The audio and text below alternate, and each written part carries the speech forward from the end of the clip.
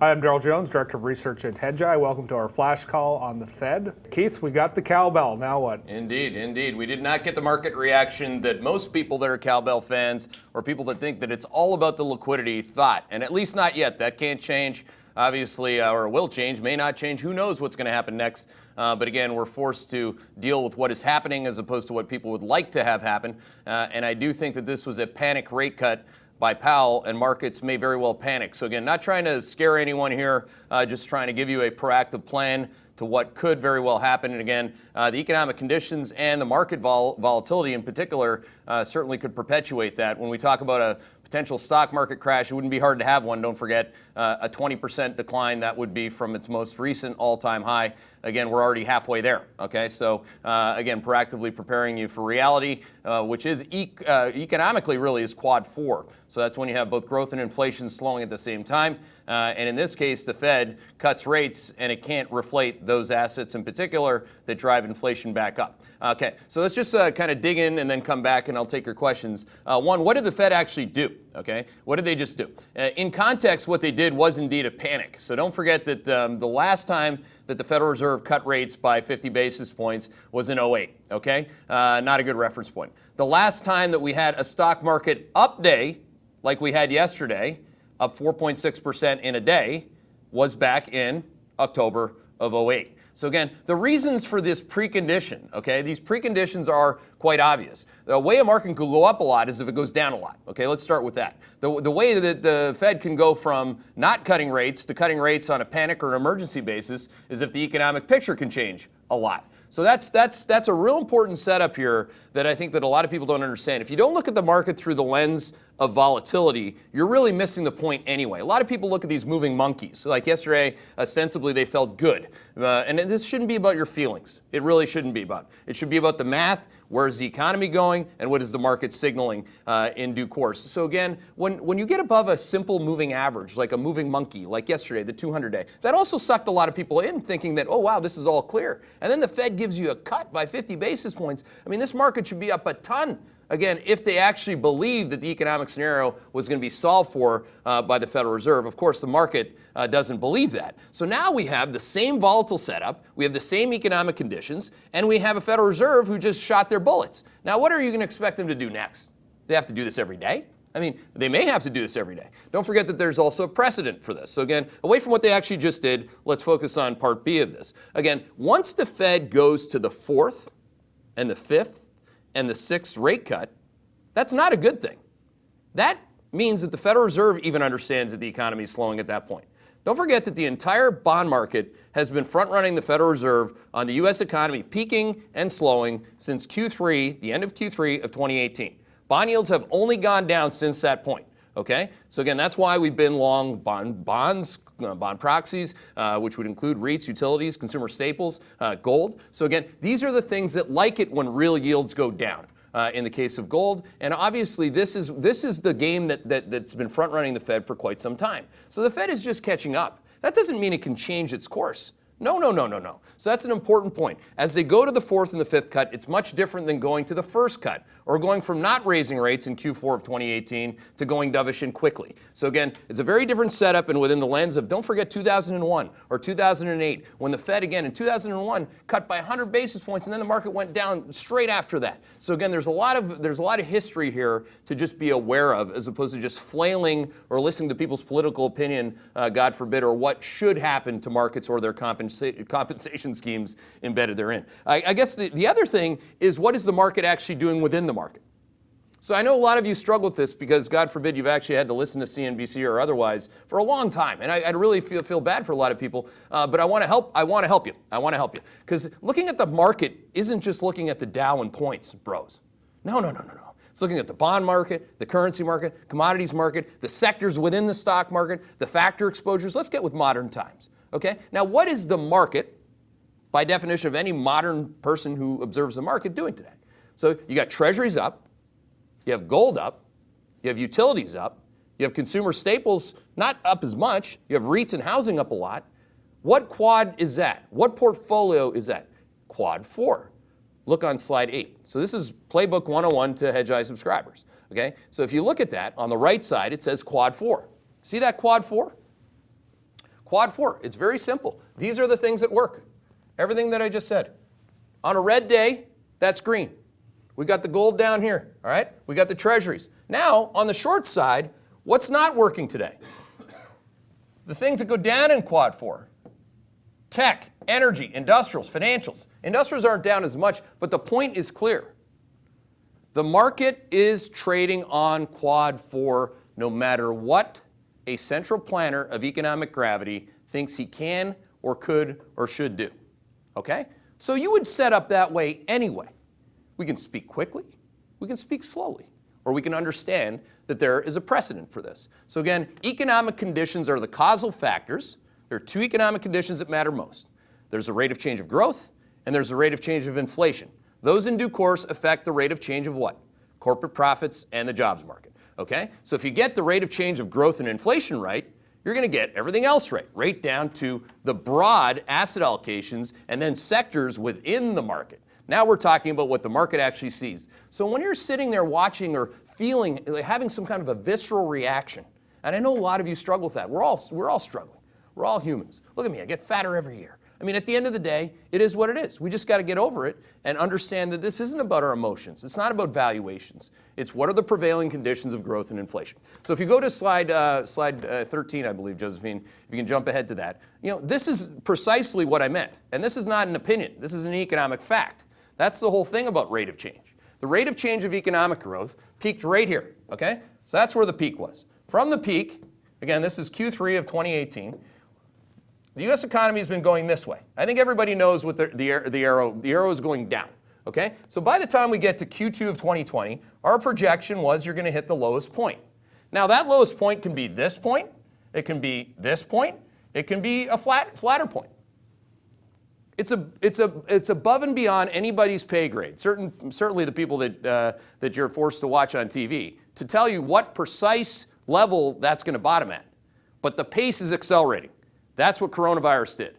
So some of you might say, well, he did the right thing. He did the right thing. Well, even if you think he did the right or the wrong thing, it's what the market's doing in due course until that other thing called economic gravity stops slowing. So that's the most important point that I want you to take away from this, is that there's this thing called time and space. Okay? Time and space. What is your catalyst to get the coronavirus or not, to get the economy to accelerate? What is it that is going to get this line from downward sloping backward to up? Now, again, I'll be here sometime in the back half of the year telling you to buy everything that I'm telling you to sell today and vice versa. Why? Because I go both ways, and I like it. Right? I'm not a political guy. I'm not a Republican or a Democrat. I'm a Canadian.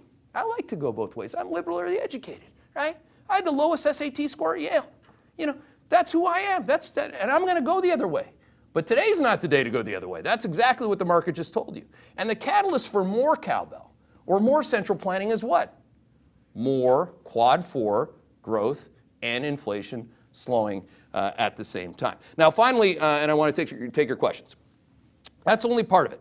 Okay, so you A/B test before you do anything in terms of your asset allocations or anything in your long-term only, long-only accounts or otherwise. Long-short accounts has been a great day for me there and our subscribers. But not every day is a great day. I mean, the only people who have great days every day are people on Twitter. This is real. Okay, so what we have to do is A/B test. Where is the economy tracking? We have a predictive tracking algorithms to nowcast that, so I'm perfectly comfortable with that. And I'm comfortable being uncomfortable. Embrace the uncertainty of the next data point. We do have a data point, by the way, coming out tomorrow called the ISM services number, which should easily slow again. So that will corroborate why Powell is panicking. Oh, he's panicking because the economy is slowing at a faster rate. Exactly. So that's part A of the test. Where is the fundamental growth and inflation rates of change going? Part B of the test is where is market volatility within the lens of the last price. So again, until you can get the U.S. equity volatility index below like 31, or you'd have to actually go below that by a lot and stay there. This is not an investable market where people can just blindly buy stocks, okay? And I want to finish on that point too. Again, people only 2 weeks ago, and I mean a lot of you people too. I know a lot of you don't subscribe, and we made this free for a reason. I built this firm so that you can have some transparency, like some level of accountability versus the bullshit that you watch all day long. It's important to be here right now, to have a view, to tell people why you're doing what you do, and most importantly, tell them why you did what you did. What is your process? Why are you doing this? What are we going to do next? This is super important right here and now. So as we look forward into what we could possibly do next, we're just going to keep doing what we've been doing, right? It's called Hedgeye for a reason. If you could look inside a place that actually had a process, what would you see? Okay, you certainly wouldn't see a bunch of raging whatever. I mean, people that are just like politically inclined or just sitting there trying to get paid. Absolutely not.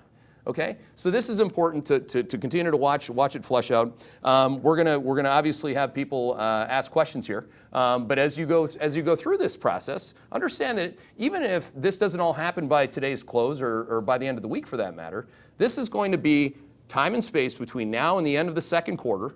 We're not even into the second quarter yet, where earnings downgrades are going to happen and pre-announcement season has already started with MasterCard, big names like Visa, Hyatt this morning. The good companies actually came out and told you the truth first. Guess what all the other companies know? They know the truth. It's just at what point are they willing to tell you the truth? And that profit decline in conjunction with jobless claims is another big thing you should be watching. Slide 96 in the current macro deck. That's the big one. That's where the Federal Reserve is going to have to panic more. When they think about it, the Federal Reserve is panicking at full employment, okay? Full employment. So tomorrow's ISM's number, the services number should continue to slow. That shouldn't surprise anybody. Friday's jobs report should continue to deteriorate or slow. The rate of change of jobs growth continues to slow. If you don't know that, you haven't done the math. But the last thing would be people start to get fired. So jobless claims is at the low. And when it goes up, as you can see in the last two times that the Fed cut rates at this pace, it goes straight up. People get fired, okay? So profits decline at a faster rate, people get fired, and then consumption goes down. So the whole narrative of the consumer's in great shape. You know, first of all, the consumer's in slowing shape, and second of all, and most importantly, the consumer's going to slow at a faster rate. So that is, again, quad 4, and that's going to take some time. If you think that the Federal Reserve just cut by 50 basis points, just cured coronavirus, you need your head read. And I'll tell you that personally. I'll tell you that in email. I'll tell you wherever it is because I just did. Maybe a good spot to take some questions. That was actually a question. Did the rate cut cure corona? Which, of course, it didn't. No. Okay, a few questions here. What do you think caused the Fed to reverse course quickly and cut by 50 basis points? Was it the fact the market was pricing it in, data that we don't have yet, which is showing a massive slowdown, or something other like politics? Well, what Powell said, which was some version of a lie, was that he did it for the U.S. economy. Well, that's not why he did it. He did it because the stock market went down and credit spreads widened. So let's just start there. He knows that. He's a big boy. He'd admit it in person. Okay, so that's what he did. He went to protect the house and he did it too early. Good rookie mistake or not, okay? So that's what he did. Don't forget that we call him PE Powell, private equity Powell. He used to work at Carlyle, I did too. Guy's loaded, right? He's worth over $100 million bucks, and he wants to go back and stay loaded, right? He knows who he works for. And when you get to this point in the credit market, and people have said credit is different for a long time now. The only thing that's different about credit, pro-cyclically, is that this time, credit stops trading and Powell has to bail it out immediately. That's the number one thing that's different this time. So again, similar to Q4 of 2018, but dissimilar in terms of the paces. Don't forget, we had quad 4 in Q4 of 18. We called that on September the 27th. Timestamp that, as opposed to just talking. You know, a lot of people just talk today. That's what we actually made a call on. We said the Fed is going to make a policy mistake. They're going to raise rates into a slowdown. So that means raising rates into quad 4, okay? He had to hurry up, change that, because credit stopped trading in December of 2018. Now, he's cutting, trying to preemptively stop growth slowing, I assume, into an ongoing slowdown. And he's not going to be able to do that. Again, with time, like I said, that's the whole point of 4th and 5th and 6th cuts, is that much like in 01 and into 02 and in 2008 throughout the year, there was nothing Bernanke could do to stop people's legitimate concern that the rates of change of growth inflation were slowing and so were profits in kind. What is your view on the dollar now? Is the top now in that we've had this cut? You know, it's a quad 4 exposure we like, but does this change that view at all? It could be. I mean, what the dollar just did is it locked itself into a trading range. I mean, at least that's what my signal would say. Now, the Fed tried to devalue the dollar today. So if you look at when the dollar hit its lows on the day, pretty close to immediately when the market was legitimately surprised by this. I mean, when when the head of the Federal Reserve panics and does 50 basis points, that's going to happen. So he tried to devalue the dollar. He didn't do it Bernanke style. Bernanke got the dollar to a 40-year low, don't forget.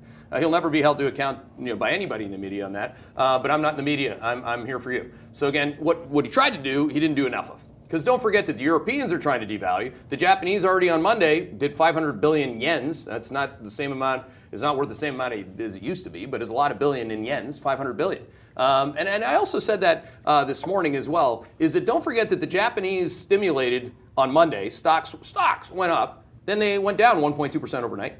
The Australians cut rates this morning, and stocks opened up big, and then they failed into the close. They're up, marginally, probably be down a lot this morning. So again, this whole concept that rate cuts means buy stocks, like you have to be a certified idiot to think that at this point, right? Or have not lived through 2001, 2002, or 07 flipping to 2008. And guess what? It's not 01, 02, it's not 08, it's 2020. And there's more leverage in this system, quantitative leverage, outright corporate leverage, and people's gross leverage, that kind of leverage to the market. Don't forget that hedge funds had their biggest gross long position only 2 weeks ago, in the 95th percentile of the last 1 year of readings, which is a very high percentile.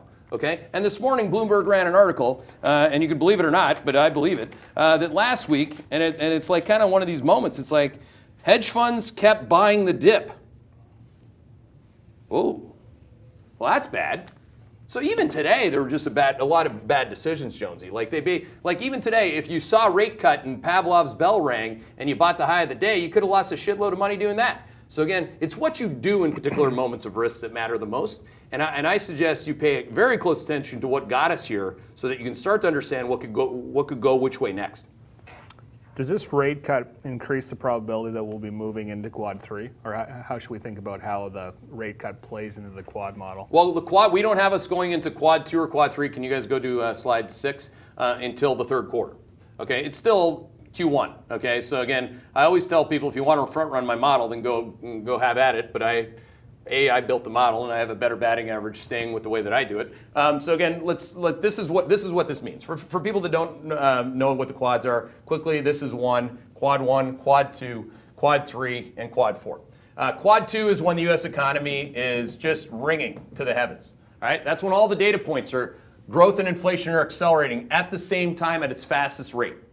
If you think I'm a perma bear, go buy yourself another drink. Okay. I went rip-roaring bullish in Q3 of 2016. Why? Because the data did. And we were rip-roaring bullish and long basically everything that we're short right now up there, and short everything that we're long now. So when that happens, interest rates go up. Okay? Even the Fed figures it out. They start raising interest rates. So that's called quad 2. That's the best economic environment on a nominal basis. That's when you're short treasuries, utes, and gold, et cetera, and your long growth as far as the eye can see, financials, anything cyclical works too. Okay, so again, that was a 2.5-year call. We flipped that all in Q3 at the end of Q3 of 2018 because we went from here to, oh shit. We went from, oh no. Man, actually that's pretty good. You went to the space, a black hole where people, that was more of a white sheet. But again, you went from here, quad 2, all the way down to here, Q4 of 2018. Then you hit quad 4 again in the summer of last year. It forced the Fed to cut rates in October. Now, the U.S. economy is over here, zipping back to quad 4. That's basically what the market's saying. And it depends, again, what your outlook is. What we're saying is that by Q3 and Q4, it's a fair fight narrowly out of quad 4 and into quad 2 or quad 3. But guess what? There's time and space in between that. And that's the problem with what Powell did today. He went too early, too fast. He's going to have to do more and more and more until we get at least reasonably close to Q3. So again, we're not even at the end of Q1. Yeah, that was sort of the next question here, which was, do you think the Fed's hand's going to be forced again, where maybe we get another market ends up being down big today, this week? Do their hands get forced? Did they go too early, too big? Yes, that's exactly what the market just told you. Yeah. The market told you what I just told you, and it's going to tell you again and again and again. If you don't understand the history of cowbell, you got to learn it. All right? In fact, I'm going to have a damn party right here. Like right here. I can sound like that clown Kramer, right? I'm going to start getting some horns and stuff. But the reality, this by the way, is from, and that was a joke, but this is from our friends at Mississippi State, great clients. But the cowbell stopped. Now what are you going to do? You need more cowbell. need a bigger boat, whatever you want to say. So yes, they went too early or they couldn't go a lot because guess what? And this isn't really the secret to the universe. This is that, and this may shock some of you, but central planners at this stage of an economic cycle, we've only had it 3 times in the last 20 years, when you have a full and proper full employment cycle peak and profits are slowing into the negative on a year-over-year basis. Only 3 times, all right? And this will be like the 3rd time. You know, I'm good with the hands, huh? Again, not really good with the head sometimes. Like I said, I had to work hard to not have the lowest grades at Yale. I had the lowest SAT score at Yale. Is it all of a sudden, now we're going to have to sit there and say, wow, the central banks can't bend and smooth economic gravity. They can't create economic demand. Imagine that. That's happened 3 times in the last 20 years. That's why I've only made this call 3 times in the last 20 years. So this is a real important point. I think you need somebody who actually called these moves in prior cycles to have any credibility whatsoever. If you're just looking for people to talk, you know, Lord knows you can hear that. But I try to avoid that as much as possible. I actually heard the other person other than Leisman, I forget her name, but she said that Powell showed an aura of calm. I mean, I say Powell just panicked. So hashtag, that'll be the new Hedgeye hashtag, Powell panic. On Real Vision recently, you indicated that the short end of Treasuries, 1 to 3 years, would likely go to 0, but you weren't quite ready to make that call. Are you ready now? On when it would go to what? Basically, I think when you were on Real Vision recently, you said the short end of Treasuries, 1 to 3 years, will likely go to 0, but you weren't ready to make the call at the time. Do you have more conviction that that's going to happen now? I never said that. I said that the 2-year yield would get cut in half. All right. I may have said that the yield curve could go back to 0 if you subtract 10-year minus 2-year. But for the 2-year yield to go to 0, if I said that, I mean, I need to audit myself. I mean, I'm pretty sure that I didn't say that. If I said that, I certainly didn't mean to say it that way. What I said was that if I was right, and I've been saying this since January, that we're going to hit quad 4 in Q2 of 2020, which clearly we're going to at this point, then we are going to see the 2-year, the short end of the curve, get cut in half because the 2-year trades, or the short end of the curve, trades on what the Fed's going to do and has to do, whereas the long end of the curve trades on growth and inflation expectations. So again, the rates of change of growth and inflation. So again, so the split between the two is the shape of the curve. And again, this actually is a pretty obvious steepening of the curve because again, the market, and that's I guess some people could say that if he was just this guy who's totally innocent and he just did what Fed Fund Futures told him to do, I guess you could maybe say that. But that's not who got him in the seat. Don't forget, that's not who Powell is. He's somebody who is gainfully employed to protect the house on credit, as I said, private equity, and the equity market broadly. A lot of questions actually on high yield, what to do with that asset class. Is it the next big short? Yeah. Et cetera, et cetera. Well, it's been a great, certainly in the last 2 weeks. So again, what could possibly go wrong? Guys, show me earnings update on earnings growth as of this morning. I think 483 companies have reported. Not that the specific numbers matter to anybody who actually speaks these days, but to us it matters. So you're at 0% growth in the aggregate for the S&P 500. This is pre-virus. Pre-virus. Can't say that enough times. Where energy, materials, industrials, and even your beloved consumer had negative earnings. So when you think about what the preconditions were, this is one of the most important ones when it links back to what I said on the jobs market. Because again, whether you're Wayfair or a profitless company like Lyft, now they're firing their people because the market's forcing them to, because you're no longer allowed to be an equity that's profitless. Imagine that.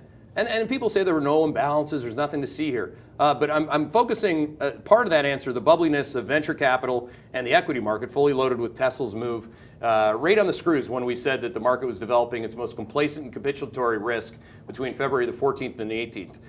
If you don't think that we said that, then you can audit it. But again, that and the credit market together is the epicenter of complacency. For people to have bought credit, and I mean the question has to do with high yield or speculative credit, into a rate of change profit slowdown into the negative year-over-year channel.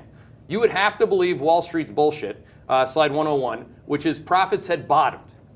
All right? Don't forget that this is Wall Street's expectation only 2 weeks ago of the future. Okay, this is one of the most ridiculous expectations that a human being could have. You'd have to work on old Wall Street to get paid to come up with this forecast. So again, this is not my forecast. This is what's wrong with their forecast. So they say, oh, look, that Q3 was the bottom, PMI's a bottom, and everything's going to go up from here from an earnings perspective. Now, not only is the rate of change on that assumption dead wrong, but The direction's dead wrong. Earnings could be down 5 to 8% on a year-over-year basis by the second quarter.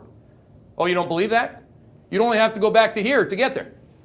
Remember that? We made that call too, okay? Down 5 to 8% would be easy for the S&P 500 to be down on that on earnings. On earnings back then, you'll recall that was largely in the industrial energy cyclical space. Now we have consumer discretionary earnings are negative. Tech earnings and parts of technology are negative. There are parts of technology that never had earnings, okay? So this is a very important time relative to expectations in the corporate credit market. The number one thing that makes you lose money in high yield or spec junk bonds is that if the company starts to lose money. I know it's super fundamental and nobody could have seen it coming, but we did, and so did a lot of other people.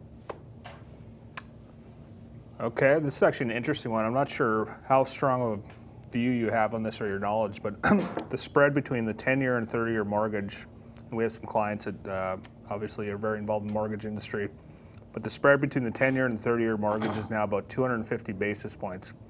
Last time we saw that was 2008, and in 2002 was about 200. What is that telling you?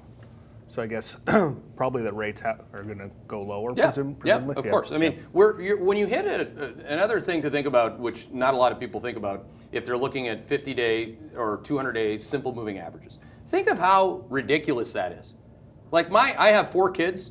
My youngest can definitely have an opinion on tickers now because I'll just give her the Yahoo Finance page that people that started coming up with those charts when the internet was created, and she'll have an opinion, right? That is a one-factor linear model.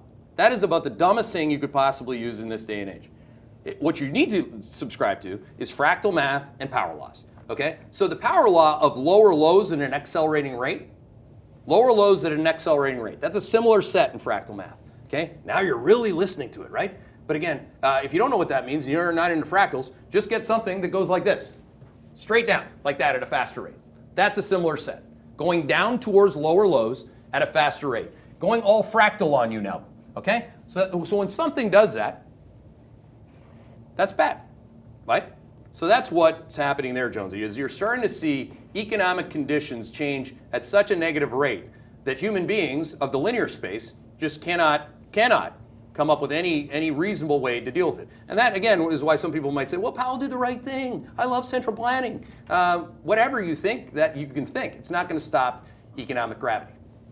Okay, great. I think we're going to wrap it up there. As usual, we're back at it tomorrow morning at 9 a.m. on the Macro Show.